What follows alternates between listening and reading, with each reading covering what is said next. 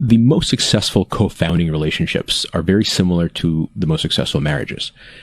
What I think makes a marriage successful is when you grow vis-a-vis your partner together, where you never wake up one morning and say, I've outgrown you. I used to be here and you were an equal partner, and now I'm just, I've evolved and you haven't kept up. In many ways, my relationship with Peter and my other co-founders over the years, but Peter in particular was one where I always wanted to make sure that Peter thought I did the best I could, because I was always trying to be the best possible co-founder for the guy, because I could see that he was trying extra hard to do the best he could for me, to impress me, we split our responsibilities very early on. He said, look, I'm going to make sure the business survives. I'm going to raise money and drive us to the best team.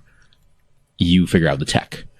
And from that point on, my marching orders were always, if there's a tech thing to solve, I got to make sure Peter's really impressed. And I don't doubt that his point of view had always been, if we ever come up against running out of money, I got to make sure this guy Max sees that I'm good for my word. And amazing. I think that relationship has been in many ways seminal and formative in my view of how to start companies, how to run companies, how to treat co-founders, how to be inspired. And no person, no relationship without it works. There was a time when Peter called me from Japan and told me that if I don't ship whatever it is we were late on by 3 months, I can go find myself another co-founder. And I hung up on him, or he hung up on me. So there were plenty of moments where I was staring the guy down and he was staring me right back. But the flip side is, if you work 4 years with Russian hackers in the background and rogue nations and crazy banks trying to put you out of business,